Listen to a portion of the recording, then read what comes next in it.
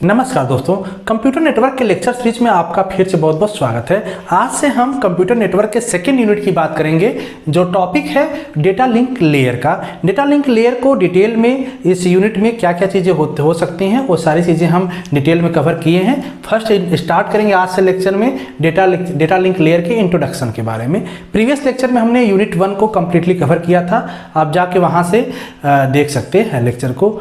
और जो हम लेक्चर सीरीज लेके आ रहे हैं, इन सारे लेक्चर का आप लेक्चर वाइज लेक्चर चलेंगे तो आपको सारा सिलेबस कवर हो जाएगा। और साथ में आपको हम इस तरह से नोट्स बना के लेके आ रहे हैं। यूनिट 1 का भी नोट्स होगा, यूनिट 2 का, ऐसे यूनिट 3, 4, 5 का सारा नोट्स आपको हैंड रिटेन में जो टॉपिक यहाँ हम कवर कर रहे हैं उसका डिटेल डिस्क्रिप्शन के साथ में होगा। वो आपकी जाके वीडियो के डिस्क्रिप्शन में लिंक दिया होगा, उस लिंक से जाके डाउनलोड कर सकते हैं। फिर आपको इसको नोट्स बनाने की या नोट डाउन करने की जरूरत नहीं पड़ेगी। आप साथ साथ रीड करते जाएंगे लेक्चर के साथ, तो बहुत इजीली कंसेप्ट समझ में आ जाएगा आपको। तो चलते हैं आज के टॉपिक पे। आज का टॉपिक हमारा है data link layer. Data link layer में आज के लेक्चर में हम बात करेंगे उसके इंट्रोडक्शन के बारे में, प्लस उसकी कौन कौन सी ऐसी फंक्शनलिटीज हैं जो इस डेटा लिंक लेयर को काफ़ी इंपॉर्टेंस बनाता है OSI रेफरेंस मॉडल में। तो जैसा आपको पता है कि डेटा लिंक लेयर कहाँ होता है, जो OSI रेफरेंस मॉडल है उसमें 7 लेयर होते हैं। तो 7 लेयर में सबसे टॉप पे आपका application layer, presentation layer, session layer, transport layer, network layer and data link layer. Data link layer कहीं ना कहीं आपका फिजिकल लेयर और नेटवर्क लेयर के बीच में लाई करता है, ठीक है। तो इसी डेटा लिंक लेयर को हम बात करेंगे यहाँ पे कैसे काम करता है, कौन कौन से फंक्शनलिटीज प्रोवाइड करता है। तो डिफिनेशन देखें, data link layer is responsible to accept packet from network layer and encapsulate into frame by adding header and trailer. It is responsible to move frame from one node to another node. काफ़ी important है, समझिएगा कि जो data link layer है ये अगर कोई service लेता है तो सर्विस देखिए, अगर सेंडर है ये सेंडर, अगर सेंडर साइड OSI मॉडल बात करें तो यहाँ से नेटवर्क लेयर से क्या करेगा, यहाँ पे सर्विस लेगा, मीन्स यहाँ से पैकेट, यहाँ पे नेटवर्क लिंक लेयर पे क्या होता है, पैकेट होता है।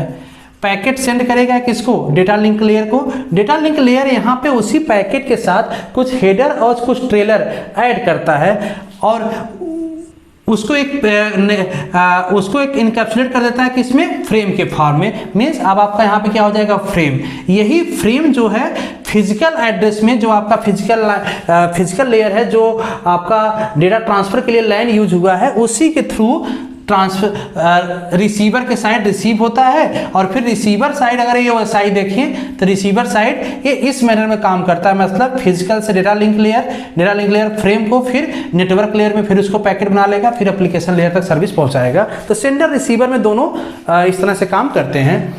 अगर हम इस कंसेप्ट को देखें यहाँ पे इस डायग्राम को, तो और समझ में आएगा आपको कि सेंडर रिसीवर करता क्या है। ध्यान दीजिए, सेंडर जो है सपोज ये नेटवर्क लेयर पे है, नेटवर्क लेयर, इसके ऊपर लेयर, तो आप यहाँ देखिए जो डेटा लिंक लेयर है कि हाँ नेटवर्क और फिजिकल के बीच में है, तो हम इसी को डिस्कस कर रहे हैं क्योंकि इसके अपर लेयर से अभी हम यहाँ पे उसको स्किप करते हैं। तो नेटवर्क लेयर के पास क्या होता है, पैकेट्स होता है, और ये पैकेट्स किसको सेंड करेगा, ये पैकेट सेंड करेगा डेटा लिंक लेयर को, जिसको हम शॉर्ट में DLL भी कह सकते हैं, डेटा लिंक लेयर। अब यहाँ जो पैकेट आता है, ये पैकेट यहाँ पे इसको हम पेलोड के नाम से जानते हैं। यही पैकेट यहाँ पे पेलोड हो जाता है और साथ में इसको यहाँ पे हेडर और ट्रेलर दो चीज ऐड कर देते हैं, इसके साथ इनकैप्सुलेट कर देते हैं। मीन्स अब आपका ये टोटल ये क्या बन जाएगा, टोटल एक बन जाएगा फ्रेम, ठीक है। अब यहाँ पे हेडर और ट्रेलर क्या होते हैं ये भी समझने की जरूरत है। जब हम कोई सेंडर और रिसीवर, मीन्स यहाँ से किसी एक नोट्स, किसी एक कंप्यूटर से दूसरे कंप्यूटर पे अगर कोई डेटा सेंड कर रहे हैं तो सेंडर रिसीवर कंसेप्ट आएगा वहाँ पे। तो जो यहाँ पे सेंडर का एड्रेस होगा प्लस रिसीवर का एड्रेस होगा वो कहाँ पर रख देंगे, हम हेडर के पास। प्लस यहाँ ट्रेलर के पास कुछ एरर कंट्रोल मैकेनिज्म रखते हैं कि अगर आपका कहीं कहीं एरर आया तो कैसे हम उसको सिचुएशन हैंडल करेंगे डेटा ट्रांसफर को, वो किस में आता है, ट्रेलर में। और ये सारी चीजें रिसीवर साइड इस फिजिकल एड्रेस से, फिजिकल लेयर से यहाँ से सेंड कर दिया जाता है। तो रिसीवर साइड क्या होगा, यहाँ पे डेटा लिंक लेयर होगा, डेटा लिंक लेयर में सेम यही चीज यहाँ पे आ जाएगा, मीन्स पेलोड मीन्स वही पैकेट, और उसके साथ हेडर और ट्रेलर आ जाएगा। और ये चीज फिर से अब यहाँ पे डेटा लिंक लेयर में जब सेंड करेगा, नेटवर्क लेयर में जब ये सेंड करेगा तो नेटवर्क लेयर फिर क्या हो जाएगा, पैकेट के फॉर्म में रिसीवर को नेटवर्क लेयर पे यहाँ पे रिसीव हो जाएगा। यहाँ भी समझिएगा, इस डायग्राम में और क्लियर होगा थोड़ा सा आपको नेटवर्क लेयर का क्या काम कर रहा है। सपोज करिए कि दो नेटवर्क है, एक नेटवर्क आपका इंडिया में है, दूसरा नेटवर्क कहाँ है आपका यूएसए में है। इंडिया के नेटवर्क में सपोज इतने कंप्यूटर्स हैं जो एक नेटवर्क के फॉर्म में हैं, और यूएसए में सपोज इतने कंप्यूटर हैं जो इतने अपने नेटवर्क के फॉर्म में हैं। और ये दोनों का लिंक क्या है, सपोज राउटर से हमने इसको लिंक कर रखा है, मीन्स नंबर ऑफ 2 राउटर इसके बीच में आ रहे हैं लिंक के लिए। अब सपोज कीजिए कि जो कंप्यूटर सी है इसका इंडिया सर्वर, ये डेटा सेंड करना चाहता है यूएसए के सिस्टम ए को, ठीक है। तो यहां से यहां डायरेक्टली डेटा सेंड नहीं होता, ध्यान दीजिए, डायरेक्टली कनेक्शन का जो काम है ये काम है नेटवर्क लेयर का। नेटवर्क लेयर का काम है डायरेक्टली कनेक्शन प्रोवाइड करना। तो यहाँ पे हम नेटवर्क लेयर का कंसेप्ट नहीं देख रहे हैं, अभी हम डेटा लिंक के लिए डेटा लिंक लेयर की बात कर रहे हैं। तो क्या करेगा डेटा लिंक लेयर, यहाँ से पहले तो इसको फ्रेम बना लेगा, पैकेट को फ्रेम बना लेगा, फ्रेम के फॉर्म में। ये फ्रेम, अब ध्यान दीजिए, इस सिस्टम से इस सिस्टम तक कौन सा पाथ जा रहा है, उस पाथ में कितने नोड या कितने राउटर हैं उसके थ्रू जाएगा। तो यहाँ से पहले फ्रेम आ जाएगा इस राउटर के पास, R1 के पास, जो बोला पे है it is responsible to move frame from one node to another node. तो हम इसको नोड कह सकते हैं, ये भी नोड है, ये भी नोड है, ये सारे कंप्यूटर और राउटर जो होंगे इसको हम नोड मान के चल रहे हैं। तो यहाँ से फ्रेम आ जाएगा इसके पास, फिर इस साइड देखिए तो यहाँ से फ्रेम आ जाएगा राउटर 2 के पास, फिर यहाँ से फ्रेम आ जाएगा यहाँ पे। तो इस तरीके से सिस्टम डेटा क्या होगा, यहाँ से यहाँ सेंड होगा सी से ए तक। एक चीज़ और समझिएगा, अगर यहाँ पर राउटर है, जाहिर सी बात है और भी किसी का कहीं का नेटवर्क यहाँ से ऐड हो सकता है, ठीक है। तो लेकिन ये डेटा जो है इस साइड जाएगा, क्योंकि यहाँ पे जो एड्रेस दिया गया है डेटा के साथ इसका एड्रेस दिया गया है, तो ये इस पाथ को ही फॉलो करेगा, किसी और पाथ पे नहीं जाएगा। तो एक काम किसका होता है, डेटा लिंक लेयर का। अब डेटा लिंक लेयर की कुछ फंक्शनलिटीज होते हैं, इंपॉर्टेंट फंक्शनलिटीज है, इसको समझिएगा। सबसे पहला फंक्शनलिटीज क्या है, फ्रेमिंग। जो मेजर पॉइंट था तो समझ गए कि इसका रिस्पॉन्सिबिलिटी क्या है, नोड से नोड, एक नोड से दूसरे नोड तक डिलीवर करना, नेटवर्क से नेटवर्क डिलीवरी करना इसका काम नहीं है। नेटवर्क से नेटवर्क डिलीवरी करना किसका काम है, नेटवर्क लेयर का। तो एक सिस्टम से या एक नोड से दूसरे नोड तक डिलीवर कर रहा है आपका डेटा लिंक लेयर।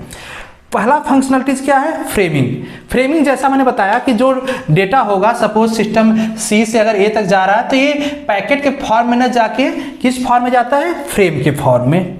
और फ्रेम क्या होता है, फ्रेम जो नेटवर्क लेयर से पैकेट आया उसी के साथ इनकैप्सुलेट कर दिया हेडर और ट्रेलर, और ये टोटल क्या बन जाएगा, एक फ्रेम। उसी फ्रेम को सेंड करता है फिजिकल लेयर में। तो फिर फ्रेमिंग कंसेप्ट आ गया। फिलहाल फ्रेमिंग के को डिटेल लेक्चर नेक्स्ट लेक्चर में हम डिस्कस करेंगे। फ्रेमिंग के बारे में सारा चीज देखेंगे, कौन कौन से मेथड है फ्रेमिंग करने का और कैसे हम फ्रेमिंग करते हैं, तो सारा चीज नेक्स्ट लेक्चर में देखेंगे। इसके बाद आता है एरर कंट्रोल। जाहिर सी बात है, जब आप कोई डेटा सेंड कर रहे हैं, जब यहाँ से कोई डेटा सेंड करेंगे तो जो वे है, जैसे यहाँ से डेटा यहाँ आया, यहाँ से यहाँ डेटा जा रहा है, तो इसके बीच में हो सकता है कि कोई डेटा बिट आपका मिसप्लेस हो जाए, कोई चेंज हो जाए या कोई एरर आ जाए वहाँ पे। तो उस तरह का एरर डिटेक्शन और एरर करेक्शन दोनों काम इसमें आएगा। मतलब एरर डिटेक्ट करना एंड करेक्शन, उसको करेक्ट करना, ये दोनों काम किस में आ जाएगा, एरर कंट्रोल को। तो ये भी डेटा लिंक लेयर काम करता है, मतलब एरर को डिटेक्ट भी कर सकता है प्लस उसको करेक्ट भी करने की कैपेबिलिटी रखता है आपका डेटा लिंक लेयर। थर्ड है फ्लो कंट्रोल। फ्लो कंट्रोल ऐसे समझिएगा कि जैसे सपोज कीजिए कि ए से यहाँ से सी से ए तक डेटा जाना है। अब जो डेटा जा रहा है किस फ्लो रेट से, किस रेट से सेंड हो रहा है। जैसे सपोज कीजिए कि इसकी कैपेसिटी सेंड करने की बहुत ज़्यादा है, मतलब इसका फ्लो रेट ज़्यादा है कि ज़्यादा कैपेसिटी के साथ डेटा सेंड कर सकता है, लेकिन इसकी रिसीव करने की कैपेसिटी क्या है, कम है। तो ये कैसे मैनेज होगा, जैसे ऐसे समझिएगा हम आपको पढ़ा रहे हैं कोई सब्जेक्ट, अब हम पढ़ा रहे हैं, हमारी पढ़ाने की स्पीड ज़्यादा हो, आपको लर्न करने की स्पीड कम हो, तो सिंक्रोनाइज करेगा, मीन्स कहीं ना कहीं मिसमैच हो जाएगा, या तो आप अच्छी तरह से पढ़ नहीं पाएंगे या उसको लर्न नहीं कर पाएंगे। और दूसरा चीज़, या तो हम बहुत स्लो पढ़ा रहे हो और आप अंडरस्टैंड करने की कैपेबिलिटी ज़्यादा है तो भी सिलेबस पीछे रह जाएगा। तो इसलिए क्या करता जाता है, एक फ्लो कंट्रोल बनाया जाता है, मतलब रिसीवर और सेंडर के बीच में एक फ्लो कंट्रोल रहे कि एक प्रॉपर वे में डेटा सेंड हो, प्रॉपर वे में रिसीव हो। तो यहाँ पे कई सारे प्रोटोकॉल्स होते हैं जैसे स्टॉप एंड वेट प्रोटोकॉल होता है, ठीक है, ऐसे है गो बैक एंड प्रोटोकॉल होता है। तो ये सारे प्रोटोकॉल डिटेल में आएगा, तो जब हम फ्लो कंट्रोल में आएंगे तो वहाँ पे भी उसके बारे में देखेंगे। ऐसे एरर कंट्रोल का जो मैंने बताया डिटेक्शन और करेक्शन ये काफ़ी इंपॉर्टेंट है, और जब इसके बारे में हम डिस्कस करेंगे आने वाले लेक्चर में तो वहाँ पे कई सारे मैकेनिज्म और मेथड हम यहाँ पे डिस्कस करेंगे डिटेक्ट करने के प्लस करेक्ट करने के लिए भी, ठीक है। नेक्स्ट आता है एक्सेस कंट्रोल। एक्सेस कंट्रोल से मतलब समझिएगा कि सपोज कीजिए कि डेटा आपको सेंड किया जा रहा है, जैसे सपोज करो विद इन नेटवर्क की हम बात करें, इसी नेटवर्क में सपोज करो यहाँ से डेटा जो है इस पे सेंड हो रहा है, यहाँ से डेटा सेंड करना है, तो इसी कनेक्शन के थ्रू जाएगा डेटा यहाँ पे। अब इस कनेक्शन क्या देखिए ये क्या है, ये कई सारे सिस्टम से शेयर्ड है, जो लाइन है कई सारे सिस्टम से शेयर्ड है, तो जाहिर सी बात है अगर उसी टाइम कोई और सिस्टम आपस में डेटा शेयर कर रहे हैं तो यहाँ पे कोलिजन होने के चांसेस हो जाते हैं, और कोलिजन होने के चांस को अवॉइड करने के लिए ही एक्सेस कंट्रोल यूज किया जाता है। यहाँ पे कई सारे प्रोटोकॉल होते हैं, जैसे CSMA होता है और एलोहा, प्योर एलोहा होते हैं, ये सारे यहाँ पे यूज़ किया जाता है। फिलहाल इसके बारे में हम डिटेल में डिस्कस करेंगे जब एक्सेस कंट्रोल को अपकमिंग लेक्चर में आएंगे तब। फिजिकल एड्रेसिंग भी जो डेटा लिंक लेयर का फंक्शंस है वो क्या प्रोवाइड करता है, आप देखे होंगे कि हर कंप्यूटर नेटवर्क का एक मैक एड्रेस होता है, हर सिस्टम का, इसका भी एक मैक एड्रेस होगा, इसका भी एक मैक एड्रेस होगा। मीन्स हर सिस्टम का जब मैन्युफैक्चर होता है डिवाइस या कंप्यूटर, आपका मैन्युफैक्चरिंग कंपनी उसको प्रोवाइड करती है मैक एड्रेस, एक यूनिक एड्रेस होगा वर्ल्ड वाइड आपके सिस्टम का, जो केवल आप ही सिस्टम के पास होगा।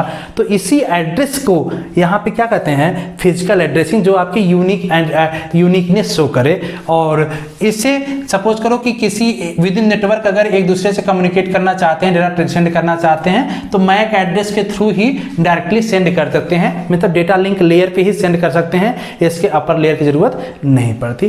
तो ये ओवरऑल 5 फंक्शनलिटीज थे और इंट्रोडक्शन था, तो इसको आज के लेक्चर में इतना ही करते हैं। नेक्स्ट लेक्चर में हम डिटेल में आएंगे फ्रेमिंग पे, और उसके बाद error control, flow control 1 by 1 सारे टॉपिक को हम कवर करेंगे। तो मिलते हैं नेक्स्ट लेक्चर में। Thank you so much.